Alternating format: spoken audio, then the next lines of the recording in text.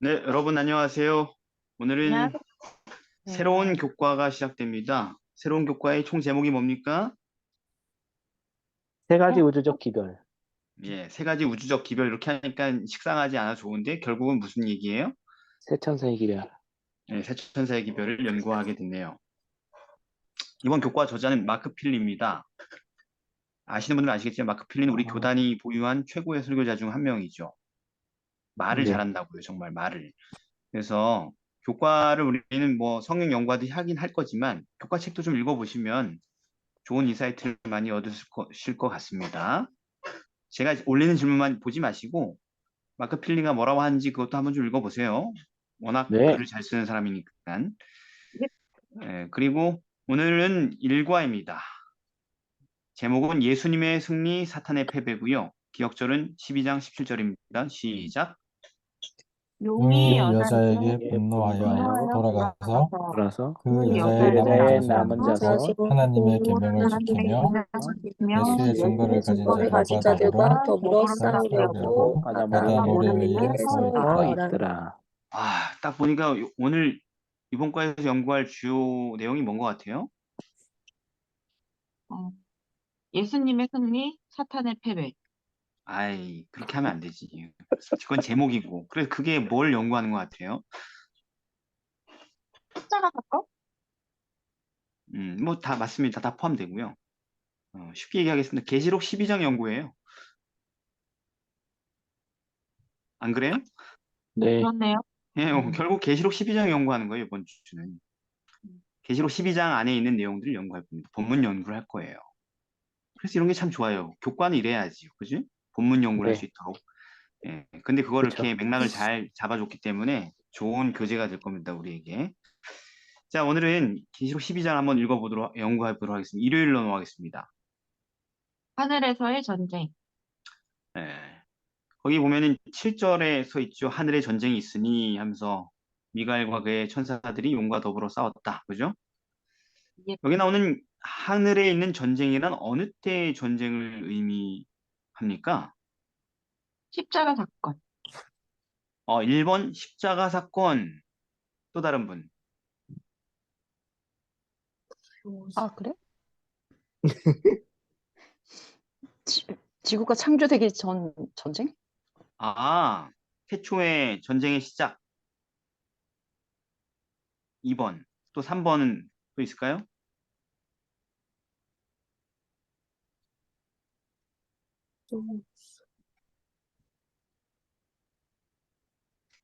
더 창의적인 대답은 없습니까, 여러분?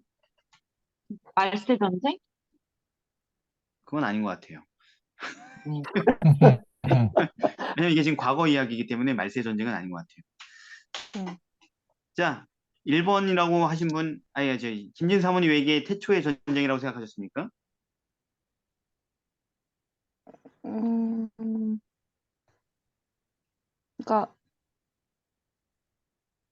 그 성경절에 보면 거기 구절에 보면 네, 큰 용이 내어 쫓기니 네, 이 부분에서 그 저희가 알고 있는 어, 처음 죄가 들어오고 네, 루시퍼인 그 천사장이 그 반역을 일으키고 네, 그때 그 땅으로 내어 쫓겼던 그 사건이라고 생각했기 때문에 제가 그렇게 네네. 생각했어요. 하늘에 있었던 전쟁에서 루시퍼와 그의 사자들이 패배하여서 지구로 내려오게 돼서 뭐 그 이야기인 거죠.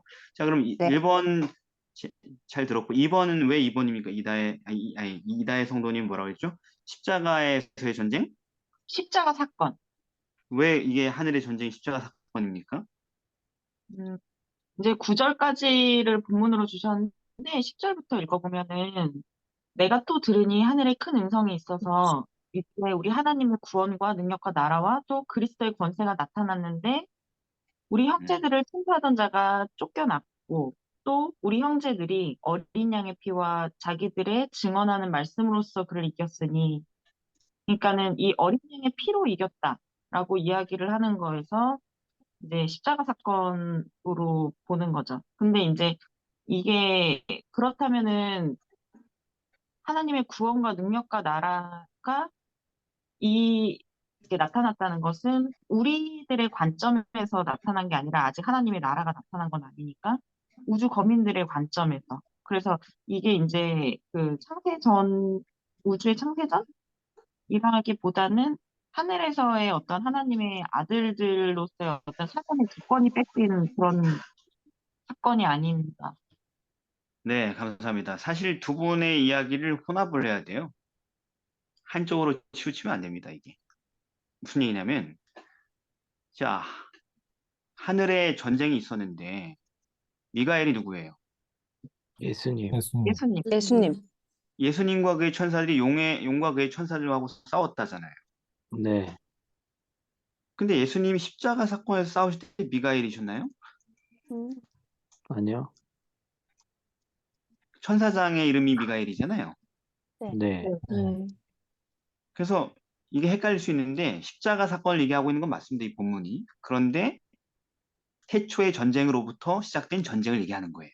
음, 태초의 전쟁부터 사단이 하늘 천사들을 미혹해서 반역을 일으켰던 때로부터, 그러니까 대징투가 시작되던 때부터 예수께서 초림하셔 십자가에 달리실 때까지의 선악의 대징투 전체를 망라하는 겁니다.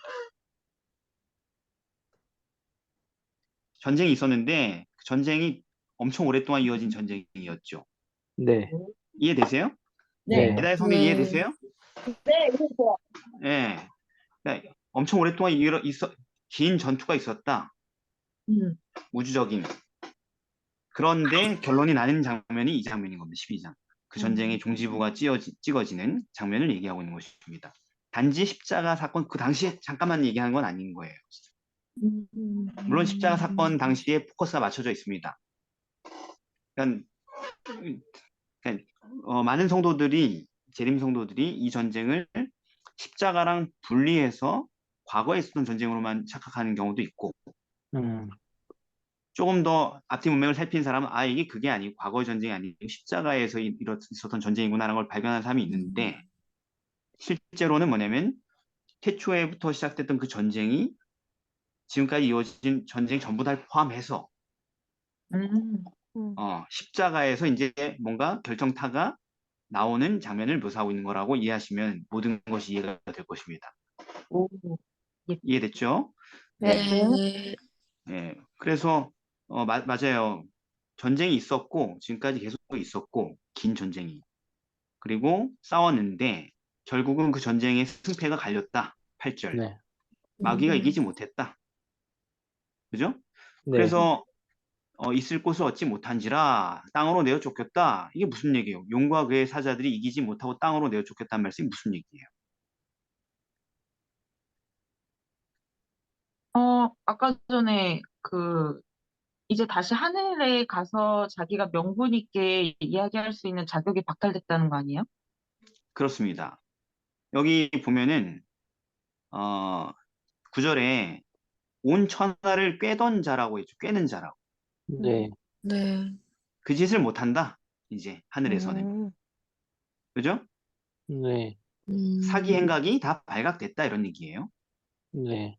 그러니까 10절에 가서 이제 그리스도의 권세가 이루었다. 그의 사기 행각은 끝났다. 그리고 우리 형제들을 참소하던 자가 쫓겨났다. 이짓 못한다 이제. 거짓말로 사람을 참소하고 그런 거 못한다. 그리고 어린 양의 피를 인하여 이겼다. 여러 형제가. 어린 양의 피는 십자가 이후에 그죠? 사용될 수 네. 있는 무기잖아요. 네. 그러니까 네. 십자가 사건에 포커스가 맞춰져 있는 거예요. 태초의 전쟁이 포커스가 아니고 태초부터 시작됐지만 십자가에서 일어난 사건을 지금 계속 12장이 포커스를 잡고 있는 것입니다. 그럼 그 전에는 사단이 어떻게 했다는 거예요? 하늘에 천하를 깨는 자.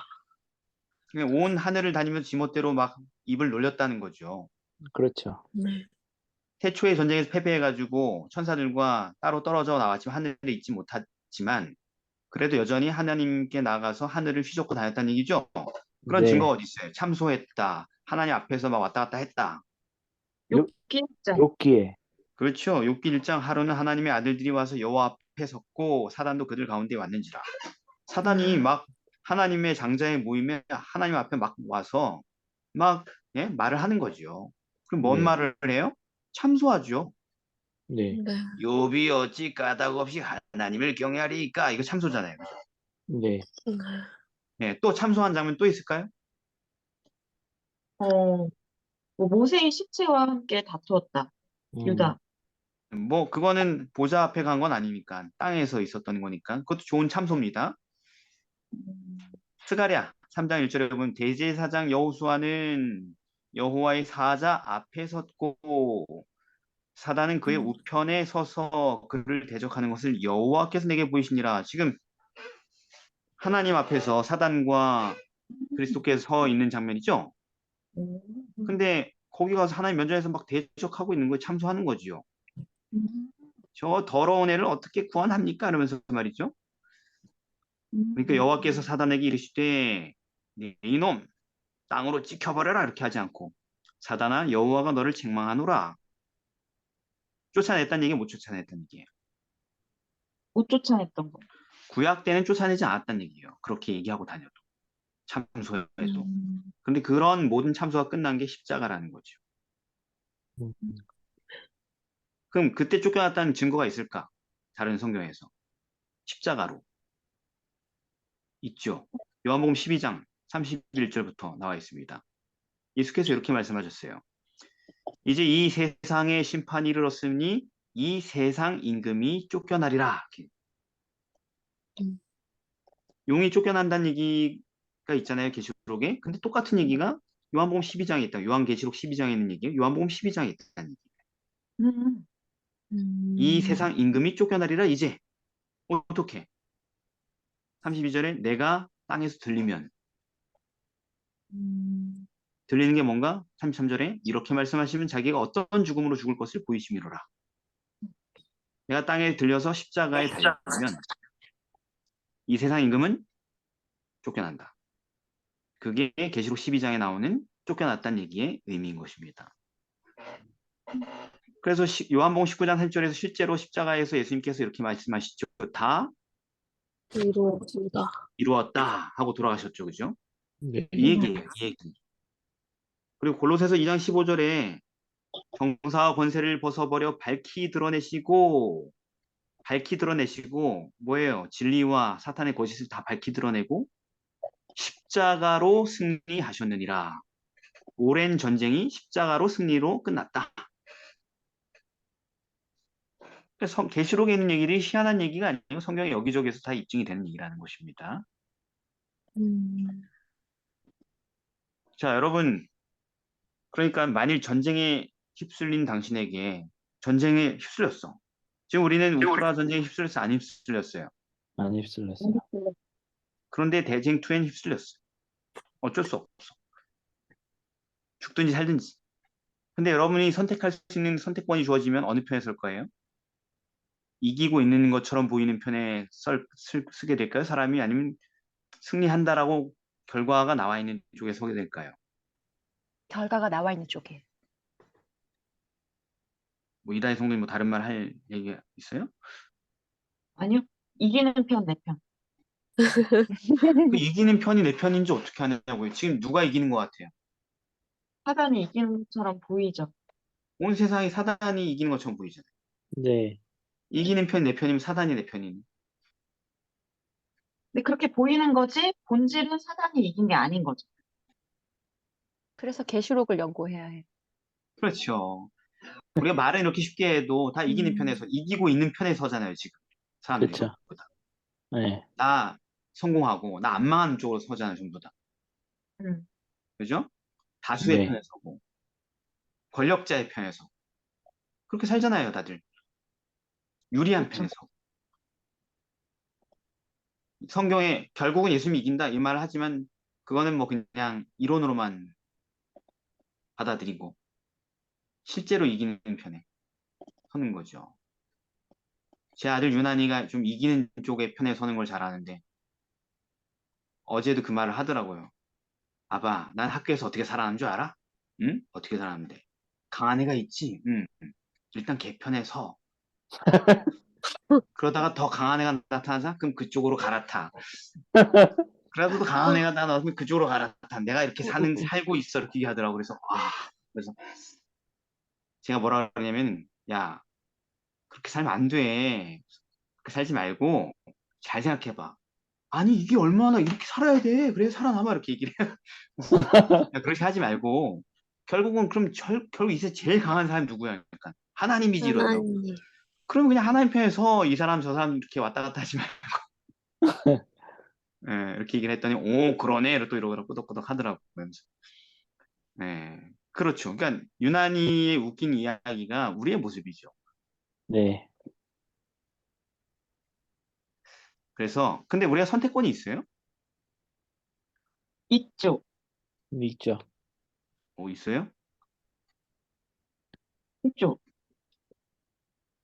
그래요? 음, 네. 채권은 항상 있지 않았어요? 창세 때부터? 하지만 우리가 선택할 수 없는 상황에 내몰리잖아요. 너무 약하고 내 의지가 너무 약하고 상황이 너무 불리하고 이게 뭐 선택권이 있는 건가? 라는 의심이 들지 않아요? 나더러 어떡하라고 이런 상황인데 나에게 선택권이 없어 어쩔 수 없어 미안해요 이렇게 많이 하잖아. 그래도 선택은 선택하잖아요. 선택할 수 있는데. 나는 어쩔 수 없이 사단 편에 설 수밖에 없어요. 여러분 다들 아시잖아요. 이렇게 얘기하면서 선택하잖아요. 그죠? 그런데 그게 속아서러운 겁니다. 사단의 궤변에. 우리에겐 선택권이 있습니다. 왜 제 이야기 하냐면 실전에서 사람들은 자기가 선택권이 없다고 생각해요. 자, 그렇죠. 예를 들어 봅시다. 여러분 죄 안 질 선택권이 있어요? 네? 죄를 안 짓고 살 선택권이 있으시냐고요. 있어요. 있죠. 근데 실제로는 안 그렇게 생각한단 말이에요, 사람들이. 야, 이걸 어떻게 이렇게 살 수밖에 없지. 이러면서 살잖아요, 그죠? 이번 한 번만. 어, 이거는 어쩔 수 없다. 이 누구나 다 그렇게 살지. 이걸 내가 어떻게 극복하냐. 뭐 이런 좌절감을 이미 깔고 사는 게 대부분이란 말이에요.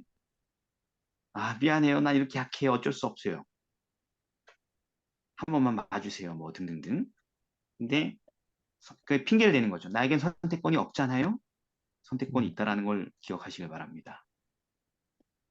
어느 쪽에 설지, 전쟁에서. 자, 이제 월요일로 넘어가겠습니다. 그럼 이 녀석이 어떻게 우리에게 이렇게 위협이 되는가? 제목이 뭡니까? 사탄의 공격. 여기 요한계시록 12장에 언급된 용과 여자, 아이, 철장 이런 게 있죠? 네. 용이 뭐예요? 사단. 사단. 사단. 써 있죠, 거기. 네. 음. 여자는 뭘까요? 교회. 어떻게 사단에는 알아요? 백성. 어떻게 알아요? 남편들아 아내 사랑하기를 그리스도께서 교회를 사랑하시고 그러니까 사랑하시고 위하여 자신을 주신 같이 하라. 네, 그게 왜요? 갑자기 왜? 그렇게 하십시오. 예. 근데 왜요? 아닌가? 아니, 좋은 구절 얘기인데 그 구절로 설명을 해줘야 될 거 아니에요? 어,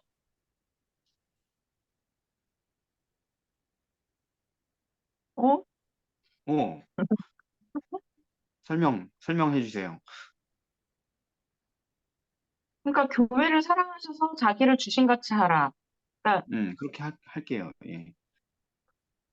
음, 그러니까, 그러니까 그러니까, 남편들이 아내를 사랑했던 것처럼 하나님이 교회를 사랑하셨다. 그러니까는 교회를 항상 어떤 하나님의 이렇게 아내로 표현을 많이 했던 것처럼 지금 여기에서 이 회사하는 여자, 핍박받는 여자가 이제 핍박받는 교회를 이야기하는 거 아니에요? 예, 예, 좋습니다. 감사합니다. 설명을 해줘서 음, 감사합니다. 다음부터는 멍하지 마시고 바로 설명해 주세요. 네, 그러면 그렇습니다. 성경에서 이 구절뿐만 아니라 여러 구절을 찾아보면 되게 많아요. 예, 음, 교회 하나님의 백성을 여자에 비유했죠. 그죠? 뭐 네. 예를 들면은 열천의 비유도 그렇고, 그죠? 호세아서의 이야기도 그렇고, 그죠? 네. 고멜과 이스라엘 백성을 비유한다든가 굉장히 많습니다. 그런 이야기들은. 그렇기 때문에 여기서 나오는 여자, 아이를 낳는 여자는 교회, 교회를 얘기할 수 있다. 하나님 백성. 그 다음에 그러면 아이는 누구예요? 예수님? 예수님. 왜 아이가 예수님이에요? 어, 창세기 장차 3장 15절? 창세기 15절이 예, 네, 너의 후손도 여자의 후손과 원수가 되게 할 것이요, 여자의 후손 내 머리를 상하게 할 것이요. 그렇습니다. 여자의 후손, 여자가 낳는 아이, 그죠? 예언이죠. 이거 연결됩니다. 그렇게. 네. 예. 그래서 아니 그 뒤에 보면은 5절 여자가 아들을 낳으니 이는 장차 철장으로 만국을 다스릴 남자가 한 분밖에 없잖아요. 그죠? 네. 네. 예. 그리고 그런 능력 있는 존재가 아들로 태어나는 분이 또 한 분밖에 없잖아요. 그리스도밖에 없잖아요. 그죠? 네. 네. 이사야 9장 6절 이는 한 아기가 우리에게 낳고 한 아들을 우리에게 주신 바 되었는데 그 어깨에는 정사를 메었다. 음. 전능하신 하나님 영존하신 아버지다. 평강의 왕이다. 왕이다. 그죠? 맞네요. 그죠? 네. 네. 만국을 다스릴 남자네요. 한 아기가 태어났는데 예수님이죠. 네, 맞습니다. 그리고 그럼 철장은 뭐예요? 철장. 철장. 십자가일까요, 혹시? 철장이 쇠막대기, 십자가라고? 십자가는 아닌가? 나무 막대기인데. 쇠막대기, 네. 철장. 교과에서는 전능하고 깨지지 않는 무적의 통치권을 상징한다고 나왔는데요. 네, 교과가 그렇게 얘기하는 거는 자기 주장이고요. 그 근거가 네. 뭐냐는 거죠. 이제 그게 이제 십자가를 통해서 네. 얻어지는 회복되는 그 통치권. 네. 음, 자, 이 철장이라는 단어가 그냥 그런 상상력을 자극하기 위해서 나온 게 아니고요. 성경 예언들을 다 뽑아다 쓰는 것입니다. 시편 시편인가? 2편에 나오죠. 내가 영을 전하노라 여호와께서 내게 이르시되 너는 내 아들이라. 누구예요? 예수님. 예, 예수님에 대한 예언이잖아요. 이거 다 알잖아요. 오늘날 내가 너를 낳았도다. 아, 또, 또. 내가 내게 구하라. 내가 열방을 유업으로 주리니. 만국을 통치하게 될 분 맞네요. 그죠? 네. 네. 그리고 네. 여태까지 성경 전부 다 연결되잖아요. 내 소유가 땅 끝까지 이르리로다. 그리고 9절 뭐라고 쓰겠습니까? 철장으로 내가 철장으로 그들을 깨트리며. 너희를 깨뜨리. 예, 열방을 철장으로 부순고 깨트린다. 음. 메시아가. 그러니까 이 표현에서 나온 계시록 9절이에요. 12장 5절이. 네. 예. 계시록 그러니까 12장 5절이 음. 시편 2편 9절을 그냥 그대로 갖다 쓴 거라고요. 음. 예, 네. 장차 철장으로 만국을 다스릴 남자다. 이 표현을 여기서 갖다 쓴 거라고요. 음. 그러니까 철장이 뭐예요? 십자가? 십자가는 아니고 판? 심판하는 권세죠. 음. 심판하는 권세죠. 계시록 2장 26절 이미 나와 있어요. 이 이야기가. 26절, 27절. 이기는 자와 끝까지 내 일을 지키는 그에게 만국을 다스리는 권세를 주리니 이건 예수님 얘기 아니고 예수님을 믿고 이기는 자에게도 만국을 다스리는 권세를 줄 것이다. 이렇게 돼 있어요. 그러면서 네. 27절에 뭐라고 써 있습니까? 2장 27절에 그가 철장을 가지고 그들을 다스려 질그릇 깨뜨리는 것과 같이 하리라. 이거 똑같잖아요. 시편 음. 2편 7, 그죠? 9절 똑같은 말씀이잖아요. 네. 근데 이건 그가 누구예요? 예수님이 아니고 이기는 자가 철장을 가지고 질그릇 깨뜨리 하다. 시편 2편 7절의 7절의 말씀을 그대로 9절의 말씀을 하게 될 것이다. 그런데 예수님이 뭐라고 하냐면 나도 내 아버지께 받은 것이 그러하니라. 이게 어디 나오는 얘기라고? 시편 2편에 나오는 거. 음. 음. 나도 철장으로 그렇게 하는 것을 받았다. 그게 뭐예요? 만국을 심판하는 권세인 거죠. 철장이. 됐죠? 네.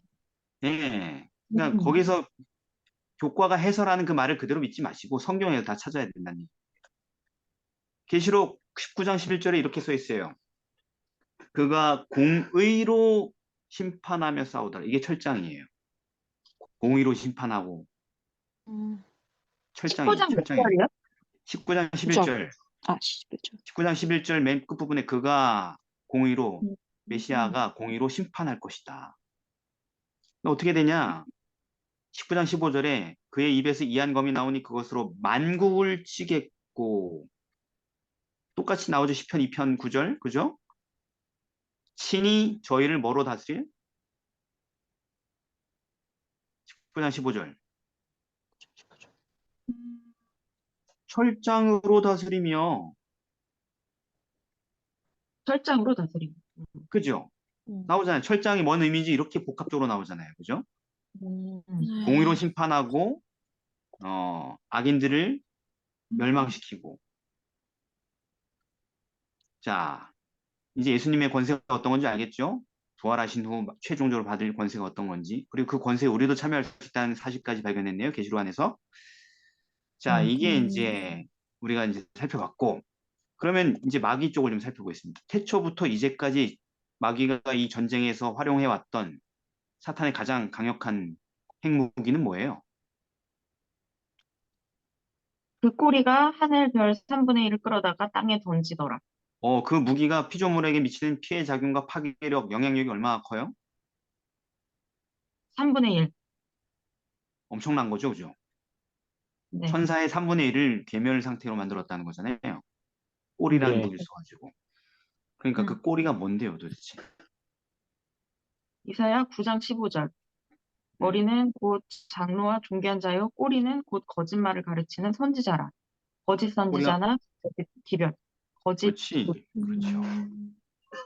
그렇습니다. 이거를 계시록을 풀 때 사람들이 꼬리가 뭔지를 못 찾고 풀다 보니까 지금 해석이 안 됐던 거예요. 성경에 이렇게 딱 나와 있잖아요. 꼬리는 곧 거짓말을 가르치는 선지자다. 거짓 선지자다. 이게 얼마나 파괴력이 있냐면 16절 백성을 인도하는 자가 그들로 미혹해 하니 거짓 선지자가 입을 열기 시작하면 그 인도함을 받는 자가 멸망을 당하는도다. 이거예요. 이게 파괴력이에요. 마귀의 가장 강력한 무기가 뭐라고요? 거짓 선지자라고. 마귀는 거짓 선지자로 수억, 수십억의 사람들을 멸망시킬 거라고요. 그 어떤 핵무기보다 강력한 무기를 갖고 있다고요. 그게 거짓 선지자예요. 여러분 교회에서 거짓 선지자 같이 설교하는 사람들을 아유 또 저렇구나 이렇게 대수롭게 보아넘기면 안 됩니다. 사실은 방치하면 안 되는 가장 거악이에요, 그게. 물론 저도 거짓 선지자란 욕을 많이 먹고 살았습니다만 예, 분별을 하십시오. 이게 왜 저 사람이 거짓말을 하는 건지 참말을 하는 건지 성경을 분별하셔야 됩니다. 계속. 여러분이 예. 이미 속고 있습니다. 멸망으로 향해 가고 있습니다. 이렇게 될 수도 있으니까. 예, 인도받는 자가 다 멸망당해버려요. 거짓 선지자는. 음. 아니 무슨 거짓말로 사람을 죽여? 요한복음 8장 44절 너희는 너희 아비 마귀에게서 났으니 너희 아비 욕심을 너희도 행하고자 하느니라. 저는 처음부터 살인한 살인한 자. 자요. 진리가 그 속에 없으므로 진리에 서지 못하고 거짓을 말할 때마다 제 것으로 말하나니 이는 저가 거짓말장이요 거짓이 아비가 되었음이니라. 이게 마귀예요. 사단이에요. 속성이에요. 거짓으로 죽여왔다는 얘기예요. 물리력으로 죽이는 게 아니고 거짓으로 죽이는 겁니다. 그래서 예수님께서 마지막 때에 대하여서 경고하실 때 가장 계속 반복해서 주의하라고 하는 게 뭐예요? 거짓 선지자를 거짓 주의하라. 선지자. 거짓 선지자가 많이 일어나 많은 사람을 미혹하게 하겠으며 할 수가 있으면 택하신 자들도 미혹하게 하리라 멸망시킨다는 얘기예요. 거짓 선지자가 멸망시키는 겁니다.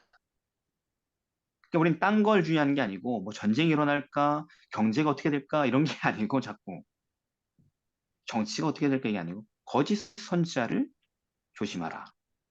최후의 시대에 사는 사람들은. 저랑 먼 얘기인데요. 뭔 얘기예요, 여러분? 아니요? 아니요. 여러분들은 그 고통과 피해를 에서 벗어나 있어요? 남 얘기예요? 재림예수, 신계숙 이런 사람들만 거짓 선지자예요? 아니에요. 아이, 저기 양구에 왔는데 일주일에 한 번씩 편지가 와요. 그 사람한테 두껍게. 재림예수, 신계숙이 오랜만에 여기 오니까. 근데 제가 안 열어봐요. 하도 욕설에 막 궤변에 막 써놔서 진짜 우편물값만 일주일에 몇백만 원씩 나올 것 같아요, 이 사람. 돈을 어디서 받아 쓰는지. 그게 거짓 선지자일까요, 단지? 아니요? 사람들이 상종도 안 하네? 우리의 아니요. 삶에 매우 가까이 공기처럼 스며 있는 거짓 선지자들을 얘기하는 겁니다. 가령 저처럼 이렇게 가깝게 그런 사람들에게 멸망당한다는 얘기예요. 그죠? 네. 꼴입니다, 여러분. 꼴이. 천사들도 멸망시킨, 천사의 3분의 1을 괴멸시킨 사탄의 공격을 잘 이해해야 됩니다. 거짓이라는 게 얼마나 무서운 건지. 자, 이제 화요일입니다. 그러면 어떻게 하지? 인류의 시조도 그렇게 멸망했고, 죽음이 당했고, 우리가 뭐 예수의 이길 수 있겠습니까? 예, 예. 예수의 승리를 받아들이고. 받아들이고. 그렇게 강한 능력과 거대한 군대를 지구상에 보유하고 있는 사탄의 공격에 무력한 우리가 저항하고 승리할 수 있는 방법이 있을까요? 있다면 그게 무엇이며 싸움에 승리한다는 것이 무슨 뜻일까요? 승리할 수 있는 방법이 있습니다. 계시록 12장에 어디에 있어요? 그런 얘기가. 음, 계시록 12장에는 11절에 어린 양의 피와 자기의 증거하는 말을 인하여 저를 이기었으니 어, 계시록 1장부터 나오는 말인데 그의 피로 네. 우리 대해서 우리를 해방하셨다. 그쵸. 1장 5절. 네, 네. 1장 5절. 네. 또 5장 9절에도 나오죠. 네, 일찍 죽임을 당하사 각 족속과 방언과 백성과 나라 가운데 사람들을 피로 사서 하나님께 드리시고 참 십자가 이야기 많이 나오죠. 중요하게 계시록에는. 네. 12절 죽임을 당하신 어린 양이 영광과 찬송을 받기 합당하시도다. 아멘. 그러니까 뭔지는 잘 설명을 못해요, 그죠? 십자가가 뭐 어떻게 우리가 이길 수 있는 건지. 말은 엄청 들었어요. 어느 교회를 다니든 예수 보혈로 이긴다고 맨날. 그럼 관용어구는 익숙해요, 뭐 전부 다. 근데 그게 뭔지를 모르는 거죠, 우리가. 예수님이 보여주신 사단을 이기신 방법을 보면 되죠. 광야에서 네, 40일 금식 후 말씀으로 이기신 것을 우리가 본을 따라가면 되죠. 맞습니다. 근데 그거는 두 번째예요. 예수님이 한 모본대로 하면 이긴다. 예수님 방법대로 하면 이긴다. 이거는요, 두 번째예요. 첫 번째 문제 해결 방법이 아니에요. 그거보다 더 근원적인 해결돼야 되는 게 뭐냐면 죄 죄, 사함을 받아야 되는 것입니다. 죄 사함. 음, 순종하는 그렇죠. 것보다 더 중요한 게 뭐냐면 순종하기 위해 반드시 죄 사함이라는 문제 해결돼야 되는데 그게 그리스도의 보혈로 가능하게 됐다. 그 다음에 예수님의 모범을 따라 승리하는 거죠.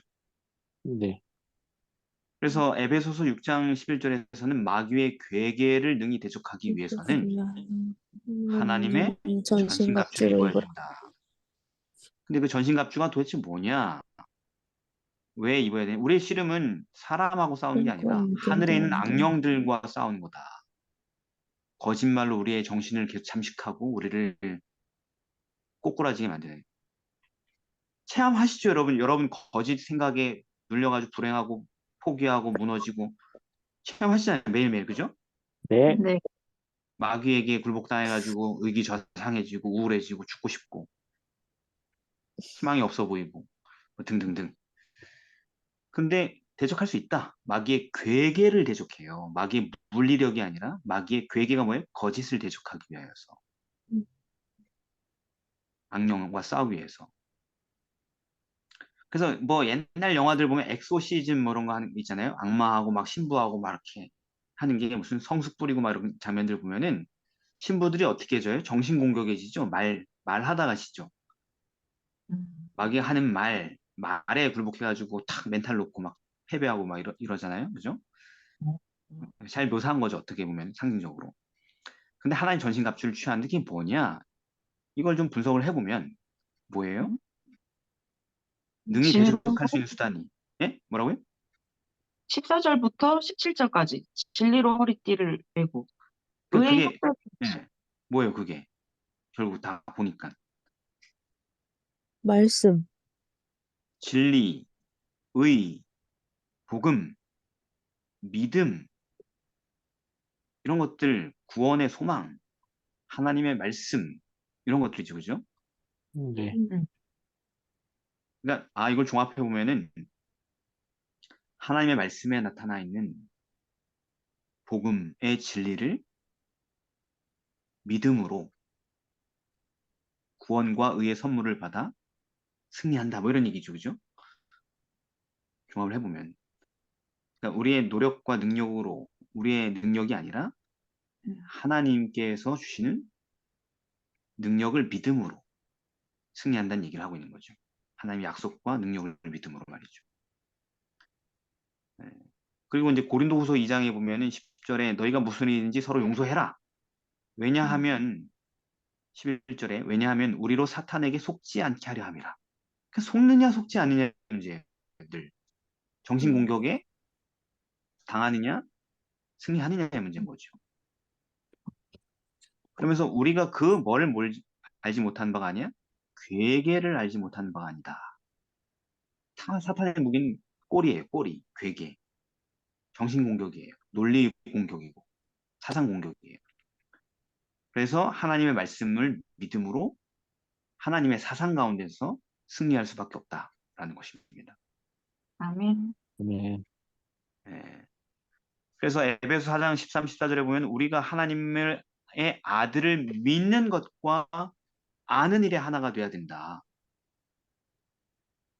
우리가 다 하나님의 아들을 믿는 것과 아는 일에 하나가 되어야 된다. 그래야지 온전한 사람이 되고 성장하고 왜 그렇게 해야 되냐면 우리가 이제부터 어린아이가 되지 아니하여 사람의 괴술과 간사한 유혹에 빠져 모든 교훈의 풍조에 밀려 요동하지 않게 하려 함이라. 이게 거짓에 대항하는 방법이라는 거죠.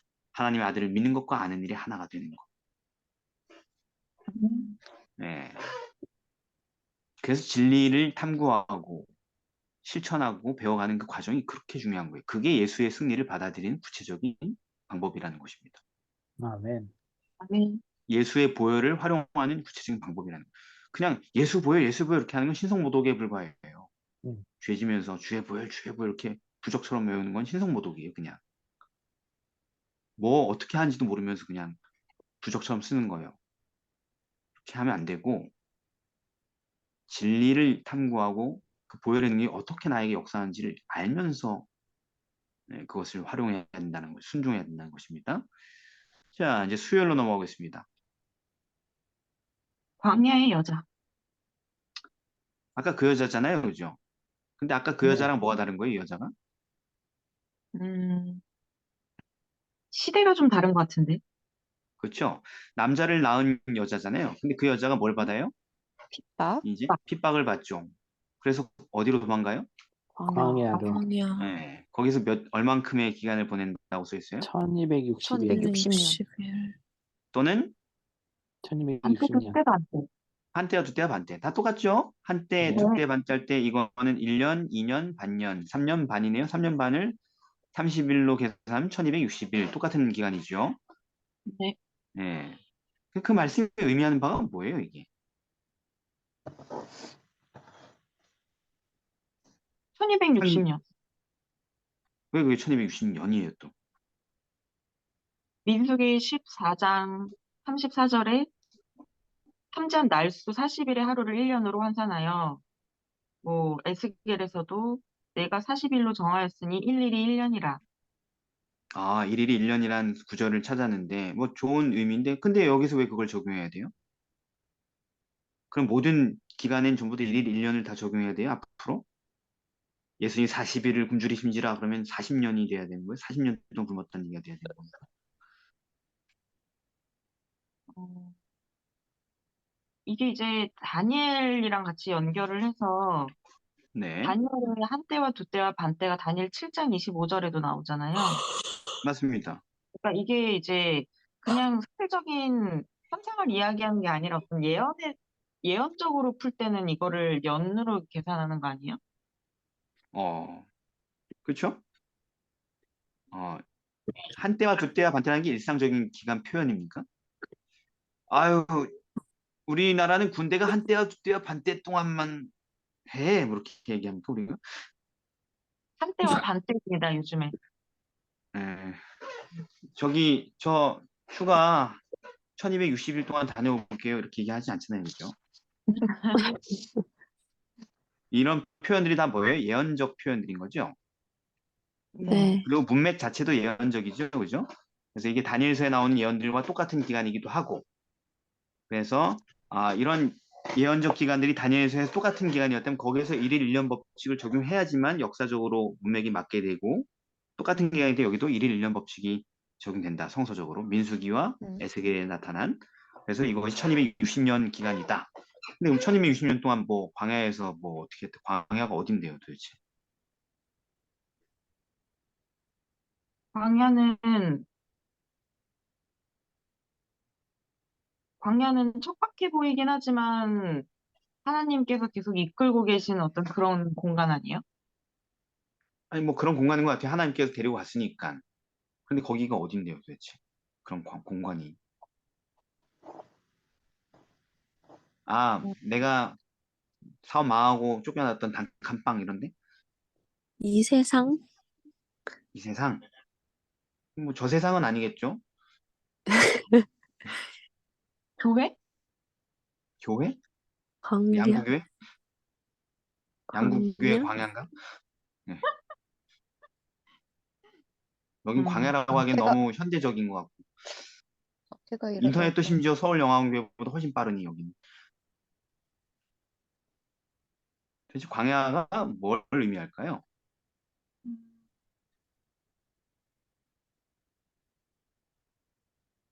예수님께서 하늘로 네. 가시고 다시 오실이 이제 재림하시리라고 약속하신 그 사이의 기간?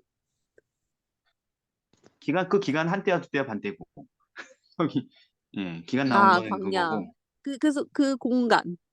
공간 그 거기 뭐 지구? 지구에서 지구로 피한 걸까요? 아, 어디로 피했냐?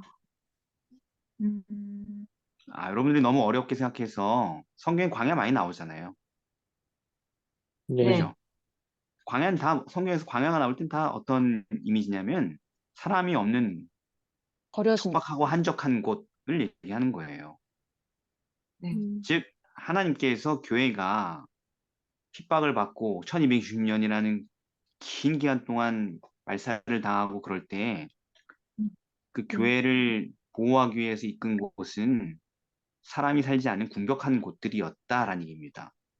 그것은 알프스 산맥도 될 수 있고, 그죠? 신대륙도 될 수 있고, 또는 음, 뭐 지하 땅굴도 될 수 있고요. 음, 음, 사람을 피했다는 얘기입니다. 사람 사는 세상에서 피했다는 얘기죠. 그런 음, 사람들이 없는 곳에서 그분의 교회를 1000년 이상 생존시켰다는 얘기를 하고 있는 것이죠. 음. 자, 그럼 그 다음 의미 질문을 할 수 있는데, 뱀이 그 입으로 어떻게 공격을 해요? 물을 강같이 쏘아요 공격했다.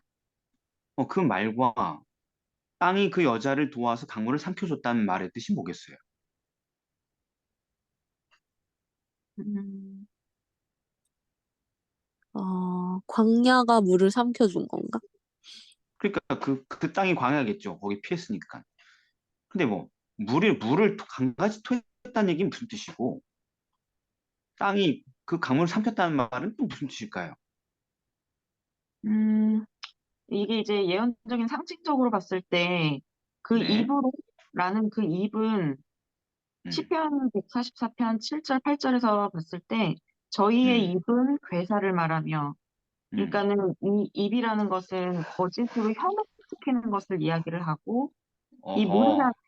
물이라는 것은 음, 뭐 이사야 8장 7, 8절의 내용을 봤을 때 음, 창이란 큰 하수 곧 아수르 왕과 그의 위력으로 음, 그러니까는 물이라는 것은 음, 어떤 무력 아니면은 큰 사람들 어떤 음. 권력 이런 것들을 이야기하는 것 같아요. 계시록 17장 15절 말씀에서도 봤을 때 물은 아이고, 어떤- 좋습니다. 예. 끝이에요? 그래서 네. 거짓으로 현혹된 음, 엄청난 권력 세력들이 음, 이 교회를 핍박을 해서 없애려고 했는데 네. 음, 땅의 여자를 도와서 그 음, 입을 벌려서 용의 입에서 토한 강물을 다 없애버렸다. 음. 땅을 못 찾았어요.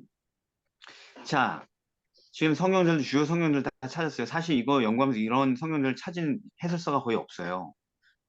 그러니까 우리가 이제 우와. 순수하게 찾은 거예요, 이런 것들을. 그러면 잘 보십시다.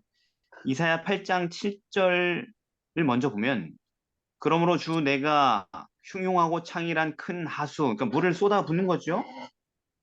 근데 그 물이 뭐냐면 상징적으로 곧 아수르 왕과 그의 모든 위력으로 그들 위에 덮을 것이다. 이렇게 돼 있어요. 아수르 왕과 그의 모든 위력이 뭐겠어요? 이방 군대, 이방 세력으로 유다를 치겠다는 얘기죠.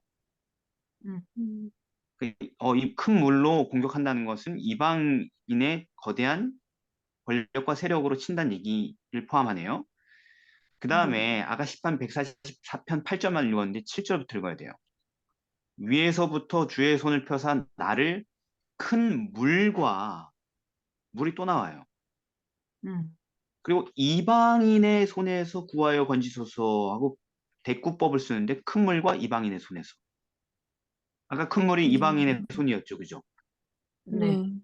그런데 여기서 큰 물과 이방인의 손, 또 다시 대꾸법을 통하여서 큰 물이 이방인의 강력한 세력을 얘기하는구나. 그런데 그냥 이방인의 물리적인 세력만을 얘기하는 게 아니고 이어지는 말에 보면 8절에 저희의 입은 괴사를 말하며 음, 사상 공격을 물이 포함하고 있다는 것을 여기서 알게 되는 거죠. 즉 용이 입으로 큰 물을 막 쏟아서 막 이렇게 떠내려가게 하려고 그랬잖아요. 그 여자를 네. 공격했잖아요. 뭐예요? 거짓 그 기별. 그냥 거짓 기별이 아니고 이방인의 세력이 교회 안에 들어와서 권세를 잡고 음, 이방 종교가 말이죠. 이교가. 그리고 거짓 교리와 가르침으로 공격했다는 얘기죠. 아까 뭐랑 똑같은 얘기예요? 꼬리를 공격하는 거하고 똑같은 맥락의 이야기죠. 자, 입과 꼬리 전혀 다른 것처럼 보이지만 하나입니다. 그리고 나중에 뒤에서 더 어려운 예언에서 이 쌍두마차가 다시 나오게 될 겁니다. 음, 입과 꼬리라는 개념이. 거짓 선지자 얘기가 또 나오는 거예요. 거짓 교리, 거짓 기별. 자, 이게 왜 맞냐면 똑같은 세력에 대한 예언이 다니엘서에서 이렇게 나와 있죠. 7장 25절. 작은 뿔 얘기하면서. 그가 장차 뭘로 지극히 높으신 자를 대적해요? 말로.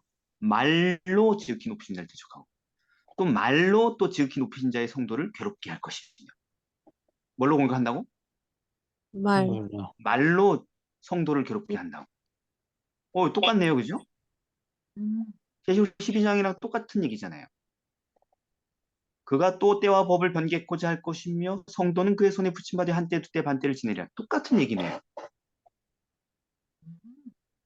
13장 5절, 계시록 13장 5절에서 또 짐승이 큰 말과 참남된 말 하는 입을 받고 또 42달 일할 권세를 받으라. 42달 똑같은 거죠? 한때 두때 반때죠. 그죠? 네. 네. 또 6절, 짐승이 입을 벌려 또 나오네. 그죠? 네. 하나님을 향하여 회방하며 그 이름과 그의 장막 곧 하늘에 거하는 자들을 회방하더라. 교회를 공격하네요. 또 입을 벌려서. 그죠? 네. 그러니까 이제 뱀이 입으로 물을 강같이 토하였다는 얘기가 물로 떠내려가게 하려고 했다는 얘기가 뭔 얘기인지 정확하게 나왔죠. 그죠? 네. 그런데 땅이 여자를 도와서 그 토한 강물을 삼켜버렸다. 이게 무슨 얘기겠어요? 이미 했던 얘기지만. 음, 아, 척박하고 광야에서 한적한 곳. 쫓아냈다? 그렇죠. 음, 그런 영향력 바깥으로 도망가서 보존됐다는 얘기예요. 살아남았다는 얘기예요. 만일 그 영향력 세력 안에서 교회를 유지하려고 했으면 다 전멸당하겠죠. 네. 음, 근데 어떻게 살아남았다?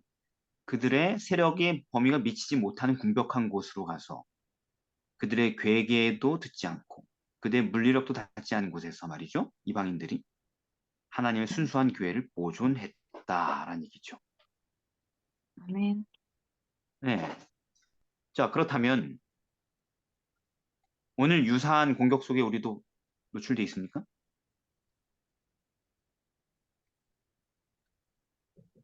잘 어, 모르겠죠, 여러분. 노출됐는지 안 노출됐는지.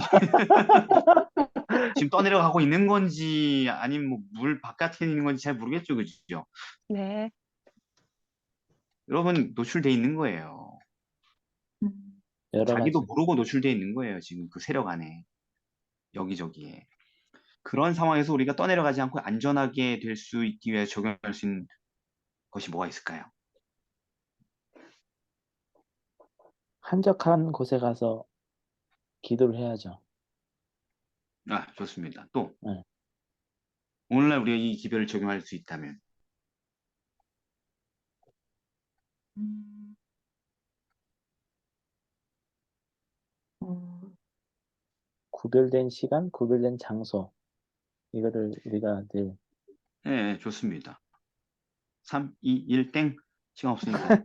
계시록 18장 3절에 보면은 똑같은 얘기가 또 나옵니다. 그 음행의 진노의 포도주를 인하여 만국이 무너졌으며 다 무너졌대요. 다 멸망한다는 거예요. 다 타락해서. 이게 말이에요. 이 진노의 포도주가 또 그 말이랑 똑같은 거예요. 이게 괴계죠.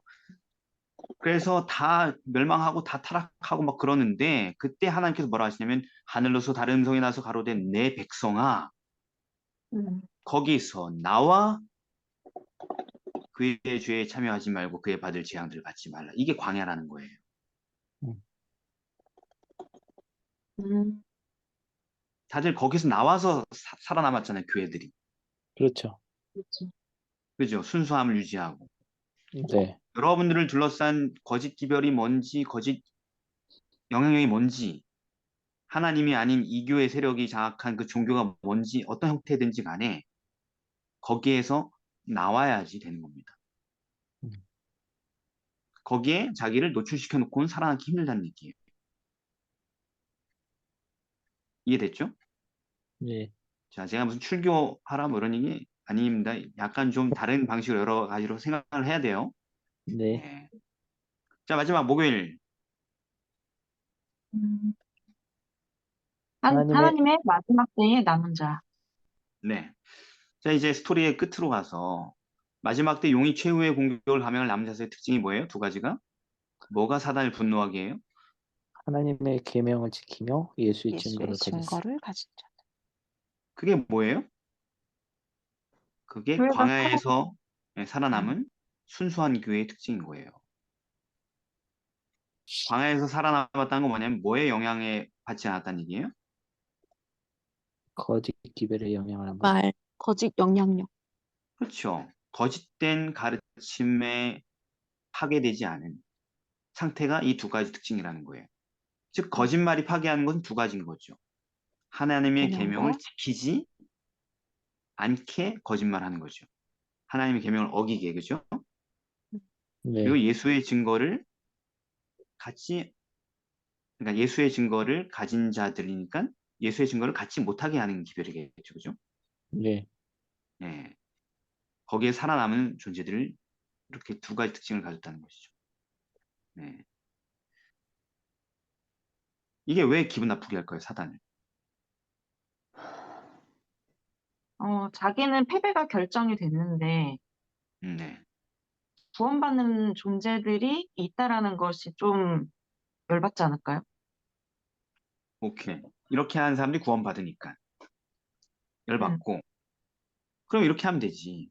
걔네들은 걔네들끼리 그렇게 살라고 하고 우리 애들 엄청 많으니까 우리 애들끼리 살면 되잖아. 영토 떼주고 한 1% 이런 애들.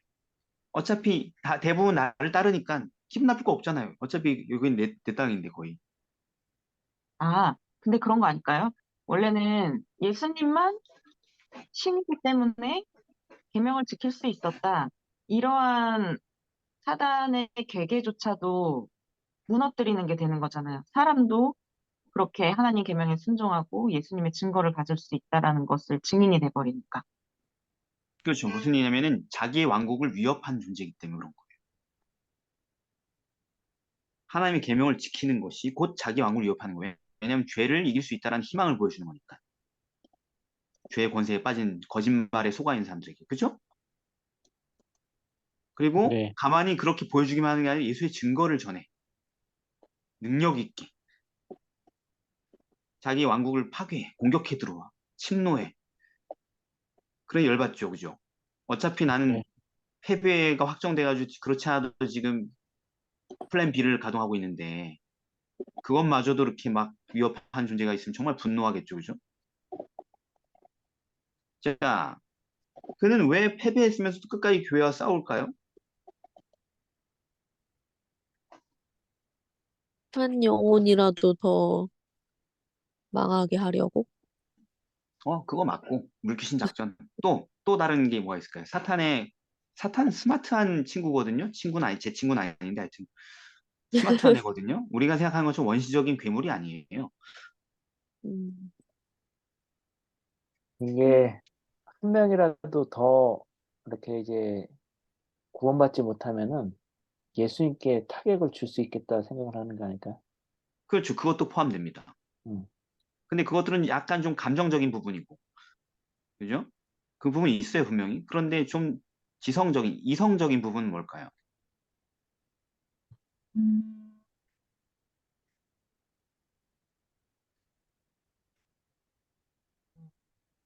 자기가 저 완벽하게 지는 게 되는 거라서 그런 거 아니에요? 자기 되게 아, 저기 뭐야, 스코어가 몇 대 빵 이렇게 끝나는 게 너무 자존심 상해서 그래도 한 대라도 때려보고 싶겠다. 뭐 이런 그런 것도 될 수도 있겠네. 오케이. 아니 그러니까는 그러니까 인간은 못한다 약간 이런 것들도 그러니까 잘못된 게 인정이 돼 버린 거잖아요. 자, 어, 그러니까 다 맞아요. 여러분들이 시도하는 게 다 맞는데 제가 얘기하려는 건 이 부분입니다. 사탄이 왜 이렇게 열심히 싸울까요? 패배가 확정됐는데. 왜냐하면 자기의 때가 얼마 안 남은 게 고민거리잖아요. 사단은. 음, 그 때를 연장시키고 싶을까요? 그냥 순순히 받아들이고 싶을까요? 연장시키고 싶어요. 음, 그냥 죽고 싶을까요? 아니면 꽤 더 오랫동안 버티고 싶을까요? 버텨야죠. 우리도 그렇잖아. 죽을 줄 알잖아요. 우리가 때가 얼마 안 남은 걸 알잖아요. 그죠? 네. 그럼 우리가 순순히 죽음을 받아들여요? 더 하루라도 오래 살려고 발버둥 쳐요. 온갖 수단을 다 동원해가지고. 보자.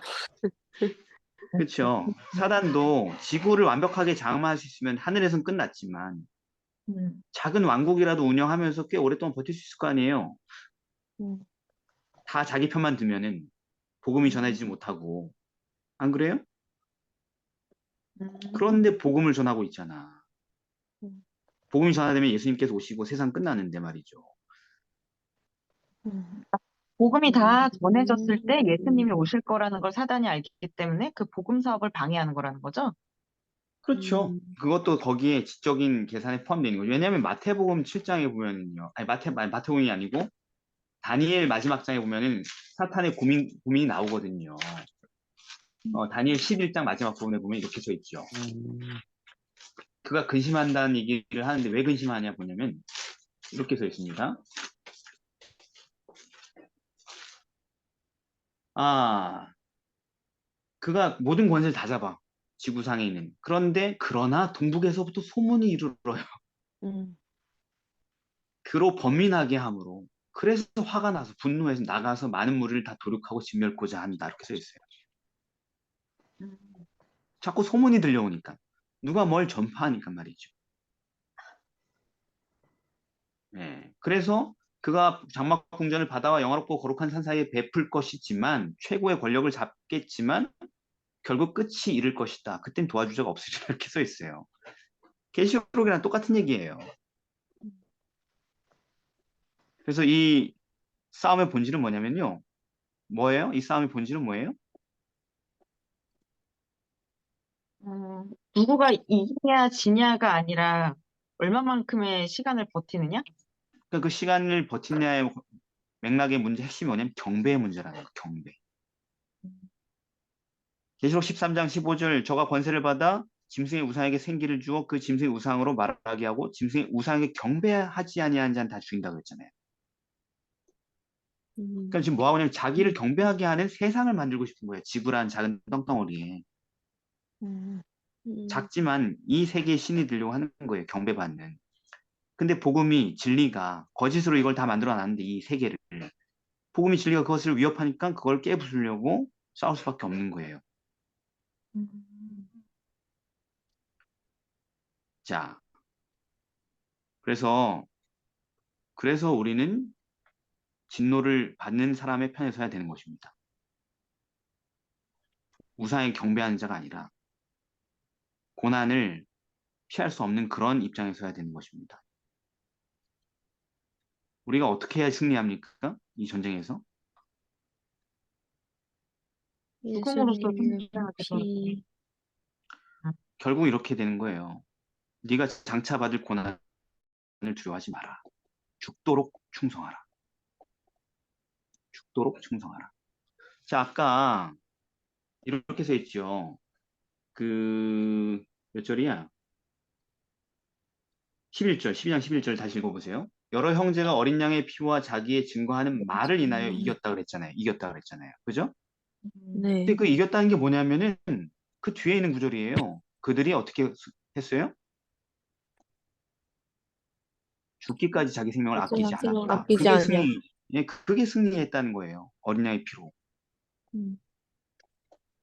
그래서 우리가 이 전쟁에 승리하는 방법은 예수님을 의지하는 건데 그게 뭐 말로 그냥 전 예수님 의지해 이렇게 한다고 되는 게 아니고